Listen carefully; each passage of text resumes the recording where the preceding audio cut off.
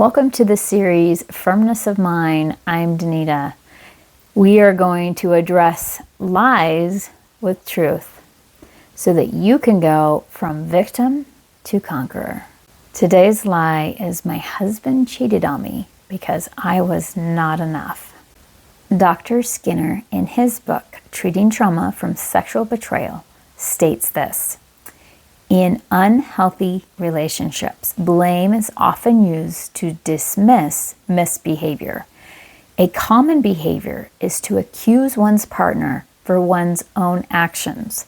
It sounds like, quote, "You made me," or "I wouldn't have done what I did if you would have."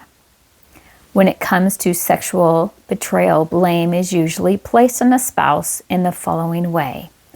I cheated because we didn't have enough sex. In blaming one's spouse, the responsibility for behavior shifts to the one who was offended. The betraying partner wants their spouse to take the blame for their behavior. The person who commits the sin is responsible for their own actions. And I hope today I can relieve the burden of you taking on the responsibility and casting aside the blame that you should not be carrying. Dr. Skinner conducted a research on the use of blame in sexual betrayal. 78% of the participants who took the survey answered yes to the following statement. I feel like my partner acts out because I'm not good enough. Here's the truth. You are not responsible for the actions of others. Agency is a beautiful gift that God fought for and that we fought for in the pre-existence. And Satan tried to take away our agency, but failed to do so. Agency is the power to make your own decisions and act on your own. When you take the responsibility of someone else's actions, you are not allowing agency to move forward and claim what it needs to claim.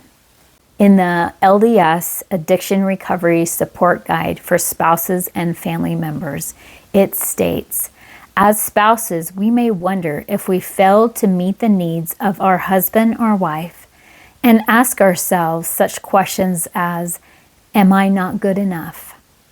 And what more could I have done?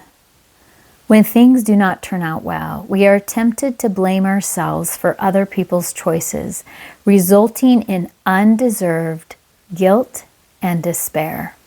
I want you to take a moment and ask yourself, am I in any way taking responsibility for the actions of my spouse who betrayed me? And I want you to really sit back and ask yourself if you're doing this. And if you are, listen carefully to this statement by Elder Richard G. Scott. He said, if you are free from serious sin yourself, don't suffer needlessly the consequences of another's sins. You can feel compassion for one who is in the gall of bitterness from sin. Yet you should not take upon yourself a feeling of responsibility for those acts. Let's now go to our scriptures. And if you have yours, open them up and mark these scriptures to help you and ponder this question. How do these scriptures apply to the truth that we are not responsible and will not be held accountable for the actions of others? So, first one, we'll go to the Book of Mormon.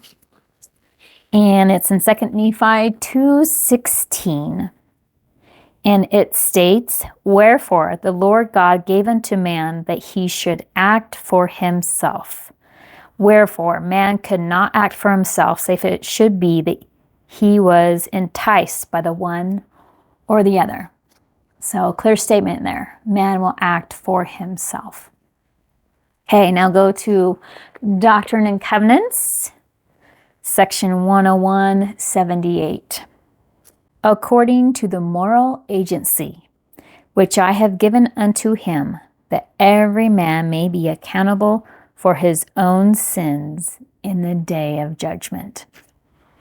Again, we're reminded that in the day of judgment, we will be accountable for our own sins, not for others.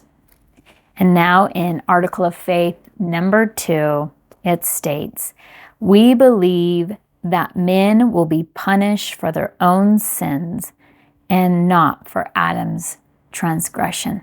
That first phrase there, we will be punished for our own sins, not others.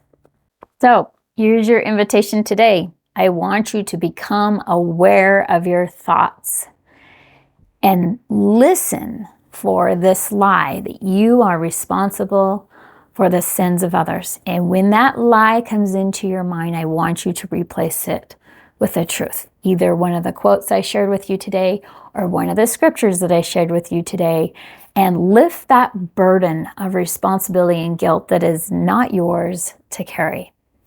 I bear my testimony to you that as you feast on the words of Christ, you will be able to replace these lies that tear you down, that cause you unnecessary pain in your life.